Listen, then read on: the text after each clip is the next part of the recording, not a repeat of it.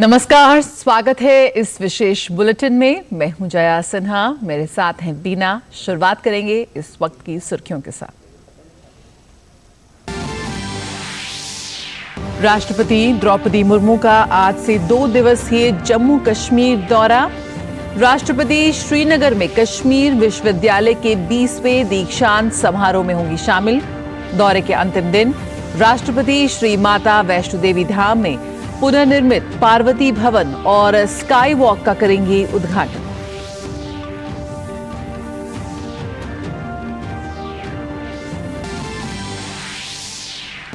वित्त मंत्री निर्मला सीतारमण मोरक्को की आधिकारिक यात्रा पर। आईएमएफ वर्ल्ड बैंक की सालाना बैठक में लेंगी हिस्सा।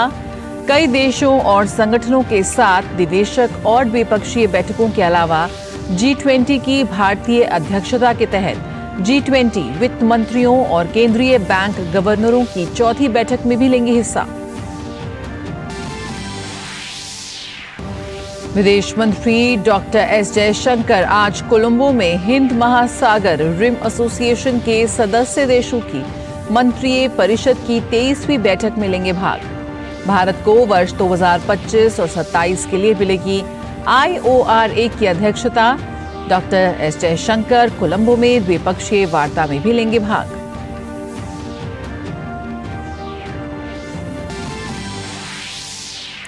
इजरायल ने विदेशों में तैनात अपने सैनिकों को संघर्ष में शामिल होने के लिए स्वदेश बुलाया। इजरायल और हमास के बीच जारी संघर्ष में अब तक 1800 लोग मारे गए हैं। अमेरिकी विदेश मंत्री एंथनी ब्लिंकन आज पहुंचेंगे इजरायल। संयुक्त राष्ट्र की रिपोर्ट के अनुसार गाजा पट्टी से अब तक 1,87,000 लोग हुए विस्थापित।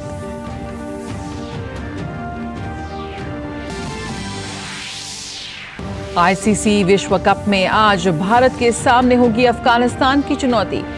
पहले मैच में ऑस्ट्रेलिया को हराने वाली टीम इंडिया जीत के सिलसिले को बरकरार रखने के इरादे से उतरेगी मैदान पर। राष्ट्रपति द्रौपदी मुर्मू आज से 2 दिन की यात्रा पर जम्मू कश्मीर जाएंगी। यात्रा के पहले दिन राष्ट्रपति श्रीनगर में कश्मीर विश्वविद्यालय के 20वें दीक्षांत समारोह में शामिल होंगी। राष्ट्रपति मुर्मू राजभवन में स्थानीय जनजातीय समूहों और महिला स्वयं सहायता समूहों के सदस्यों के साथ भी संवाद करेंगे। वे राजभवन में उनके सम्मान में आयोजित नागरिक अभिनंदन समारोह में भी शामिल होंगी। राष्ट्रपति बृहस्पतिवार को श्री माता वैष्णो देवी भी जाएंगी, जहां वे पुनर्निर्मित पार्वती भवन और स्काई वॉक का उद्घाटन करेंगे।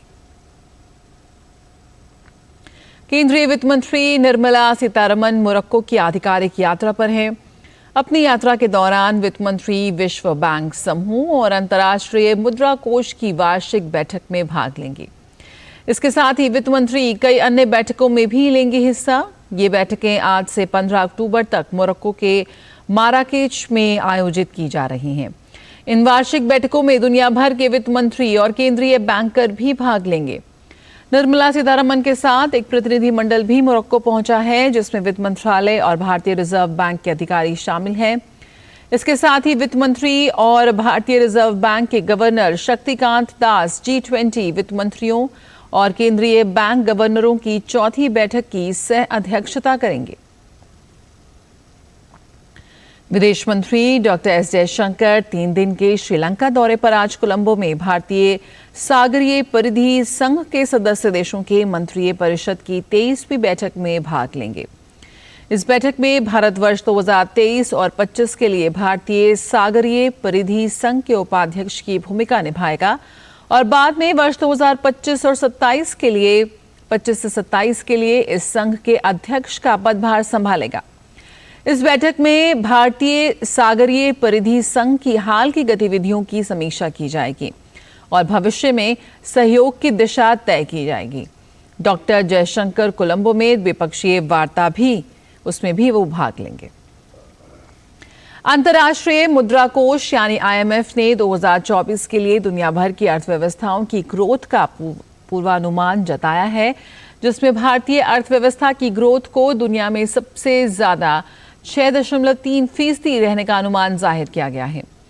प्रधानमंत्री नरेंद्र मोदी ने खुशी जाहिर करते हुए सोशल मीडिया साइट एक्स पर लिखा, हमारे लोगों की ताकत और कौशल ने भारत को दुनिया में विकास और नवाचार का एक पावर हाउस बना दिया है।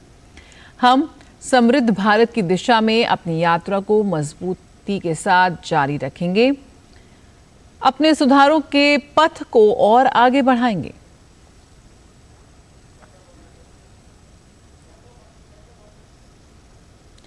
पराली जलाने की रोकथाम को लेकर हरियाणा सरकार की योजनाओं का असर दिखाई दे रहा है। किसान पराली प्रबंधन के तरीकों को अब तेजी से अपनाने में लगे हैं। इसका असर ये हुआ है कि हरियाणा में पराली जलाने की घटनाओं में काफी कमी दर्ज की जा रही है। हरियाणा के 22 जिलों में से 9 जिलों में पराली जलाने के 2022 के आंकड़ों के अनुसार खेतों में आग लगने की घटनाएं शून्य या बहुत कम हैं। 4 जिलों अर्थात पलवल, पानीपत, रोहतक और सोनीपत के संबंध में पिछले वर्ष खेत में आग लगने की घटनाओं को 100 से नीचे लाया गया। हरियाणा सरकार धान की पराली जलाने के मामलों में पर्याप्त कमी लाने के लिए विभिन्न वित्तीय प्रोत्साहन और योजनाएं लागू कर रही है। जबकि दूसरी ओर पंजाब में पराली का जलना बदस्तूर जारी है। मोहाली में 8 अक्टूबर की रात को 36 जगहों पर पराली जलाए जाने के मामले सामने आए हैं।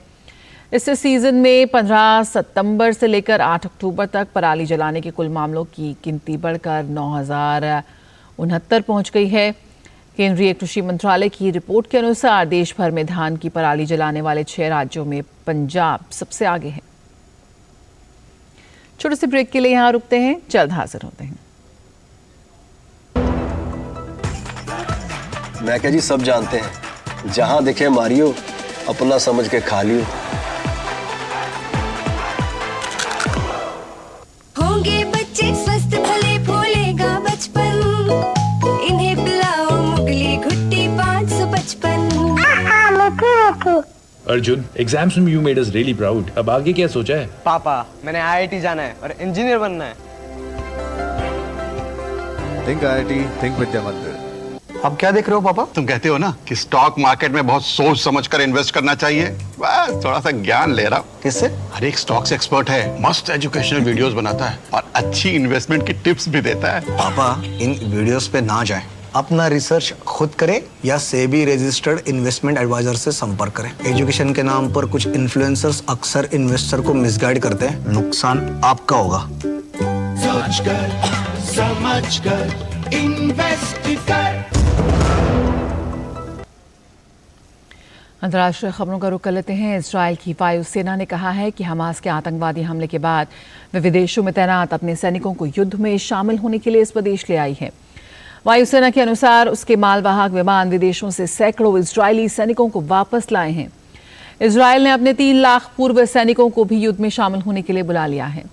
इस बीच इजरायल के आपात सेवा विभाग ने कहा है कि गाजा की सीमा से सटे एस्खोल क्षेत्र में रॉकेट हमले में 2 विदेशी मारे गए हैं और एक अन्य गंभीर रूप से घायल हुआ है।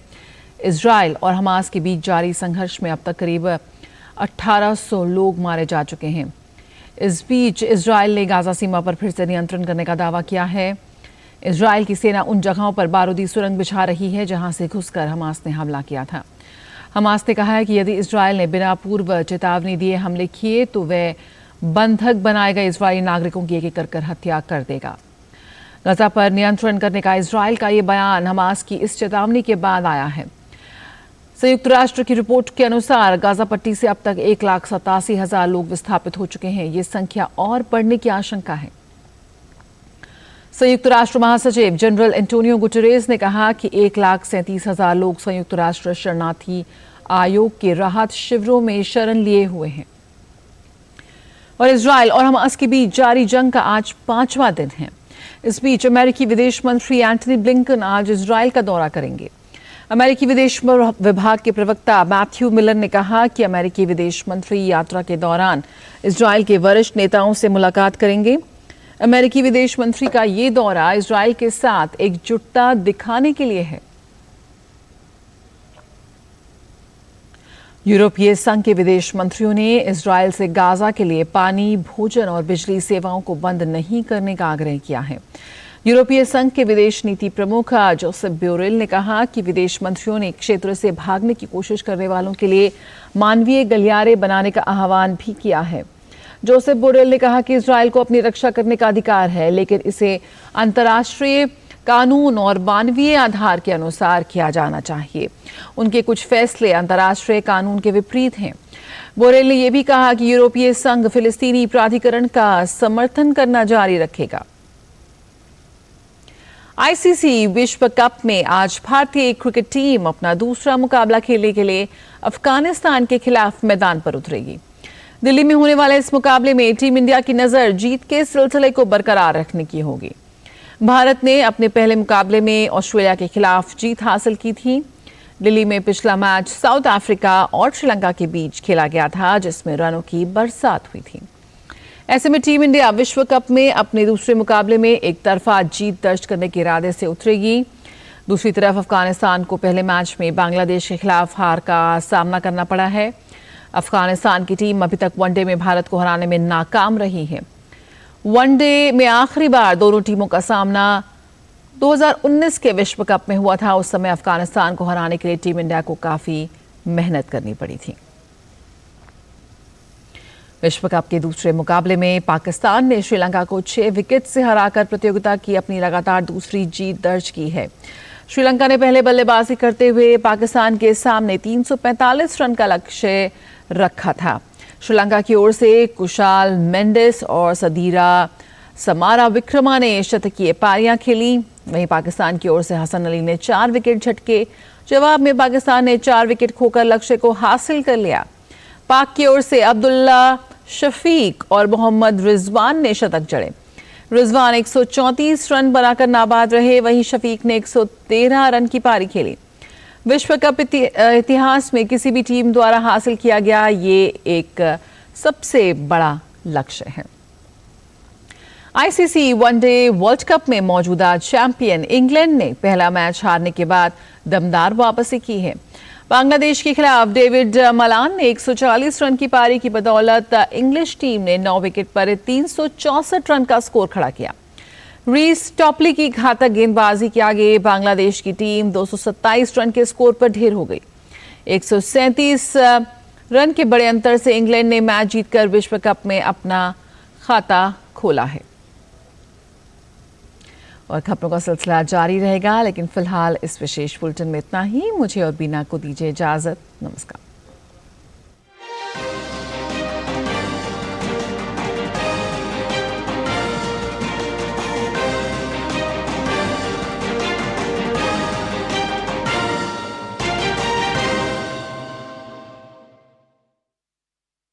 देख रहे हैं, मैं हूं